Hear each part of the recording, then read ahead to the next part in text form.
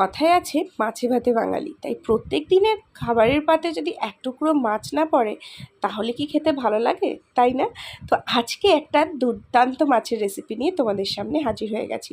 আর আজকে যেই রেসিপিটা তোমাদের সঙ্গে শেয়ার করব সেটার নাম হলো লাউ পাতায় ভেটকি মাছের পাতুরি। তো আমি এখানে দেখো ভেটকি মাছ নিয়ে নিয়েছি, এটা কিন্তু বাজার থেকে এরকমভাবে ফিলেটা কাটিয়ে নিয়ে এসেছি। এরপর একটা পেস্ট তৈরি করব, তার জন্য আমি এখানে দেখো পোস্ত দিয়ে দিচ্ছি। পোস্তটা আমি এখানে একটু বেশি পরিমাণে দেব। এরপর দিয়ে দেবো হচ্ছে কালো সর্ষে। তো তোমরা চাইলে এখানে সাদা সর্ষেও ইউজ করতে পারো, বাট কালো সর্ষের ফ্লেভারটা বেশি স্ট্রং থাকে, সেই কারণে আমি এখানে কালো সর্ষে ইউজ করলাম। এরপর কাজু কিশমিশ, এরপর চারমগজ দিয়ে দিলাম। আচ্ছা, একটু বলে রাখি এখানে কিশমিশটা অপশনাল, তোমরা চাইলে দিতেও পারো নাও দিতে পারো, বাট আমি এখানে দিয়েছি। এরপর দিয়ে দিলাম কাঁচা লঙ্কা, ঝালটা কিন্তু তোমরা তোমাদের স্বাদ অনুযায়ী দেবে। তারপরে এটাকে অল্প জল দিয়ে পেস্ট করে নিতে হবে। আচ্ছা, একটু বলে রাখি এই যে পেস্টটা আমরা তৈরি করলাম এটা কিন্তু একদম পাতলা করলে চলবে না, তাহলে কিন্তু মাছ ম্যারিনেট করতে অসুবিধা হবে এবং মাছটাকে যখন আমরা পাতার মধ্যে বাঁধবো সেক্ষেত্রেও প্রবলেম হবে। তাই পেস্টটা যাতে একটু থকথকে হয়। তো এখানে দেখো আমি পুরো পেস্টটা একটা বাটিতে ঢেলে নিয়েছি, মাছটাকে ম্যারিনেট করব। এরপর আমি এখানে টক দই দিয়ে দিচ্ছি। এতদিন আমরা কলা পাতায় পাতুরি খেয়ে এসেছি, বাট এই লাউ পাতায় পাতুরিটা খেতে কিন্তু অসাধারণ লাগে, সঙ্গে কিন্তু লাউ পাতাটাও খাওয়া যায় আর লাউ পাতাটা অ্যাভেলেবেলও। এরপর দিয়ে দিলাম আমি হলুদ গুঁড়ো, নুন আর এদিকে চিনি। যখন নুনটা দিয়েছিলাম ক্যামেরাটা অন করতে ভুলে গিয়েছিলাম, যাই হোক, তো সেই কারণে আমি মুখেই বলে দিলাম। এবার ভালো করে সমস্ত মশলাটাকে কিন্তু একদম মিশিয়ে নিতে হবে, খুব ভালোভাবে এটাকে মিশিয়ে নেবে।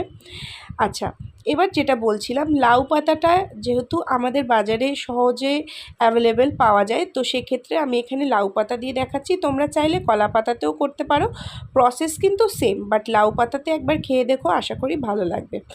এরপর দিয়ে দিলাম হচ্ছে সরষের তেল, এটাও কিন্তু মাস্ট।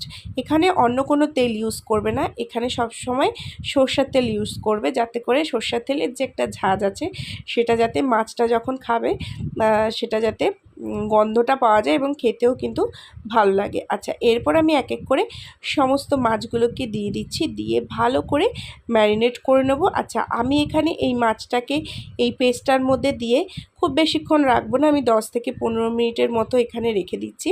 তোমরা চাইলে আর একটু বেশি রাখতে পারো, বাট খুব বেশি রাখার প্রয়োজন পড়ে না। এরপর দেখো আমি ভালো করে সমস্ত মাছগুলোকে যেই পেস্টটা করেছিলাম সেটার মধ্যে রেখে দিলাম। দিয়ে এবার বড় একটা কাজ রয়েছে, সেই কাজটা কিন্তু খুবই সাবধানতা সহকারে করতে হবে। তার আগে যেটা করব, আমি কয়েকটা কাঁচা লঙ্কা এটার মধ্যে রেখে দেব, কারণ যখন আমি পাতুরিটা তৈরি করব তখন এই কাঁচা লঙ্কাগুলো কিন্তু দেব। আচ্ছা, এবার যেটা বলছিলাম একটা বড় কাজ, সেটা হচ্ছে দেখো এই যে মাছটাকে যে মানে পাতুরিটা তৈরি করব সেটার বেসটাকে তৈরি করাটা কিন্তু ধৈর্য সহকারে করতে হবে, ধীরে ধীরে করলে জিনিসটা ঠিক হয়ে যাবে। তো আমি এখানে দেখো দুটো লাউ পাতা নিয়ে নিয়েছি, যেহেতু লাউ পাতাটা ছোট হয় সেজন্য আমি এখানে দুটো নিয়ে নিয়েছি। দুটো দেখছো কিভাবে আমি পাতাটাকে পেতে নিয়েছি, এরমভাবেই পেতে নেবে। নিয়ে এবার আমি এর মধ্যে মাছটা রেখে দেব, আর সঙ্গে অল্প একটু মশলা দিয়ে দেবো, আর ওই যে কাঁচা লঙ্কাটা দিয়ে রেখেছিলাম একটা কাঁচা লঙ্কা এর উপর দিয়ে দেবো। দিয়ে এবার যেটা করব সেটা হচ্ছে এটাকে বাঁধবো। প্রথম হচ্ছে এটাকে সুন্দরভাবে মোড়াতে হবে যাতে করে পাতাটা ছিঁড়ে না যায় এবং পাতার থেকে যাতে মশলাটা বাইরে বেরিয়ে না আসে। তো এটা কিন্তু খুব ধীরে ধীরে এবং সাবধানতা সহকারে করতে হবে, এবং চাইলে তোমরা এক্ষেত্রে কারোর হেল্পও নিতে পারো। এরপরে আমি এটাকে দেখো সুন্দরভাবে সুতোর সাহায্যে বেঁধে নেব।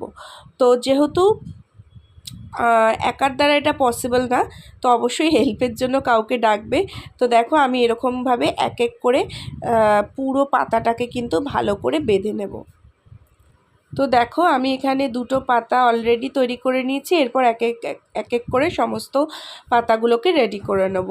এরপর যেটা করব, আমি কড়াইতে একটু তেল দেব, অল্প পরিমাণেই তেল দেব।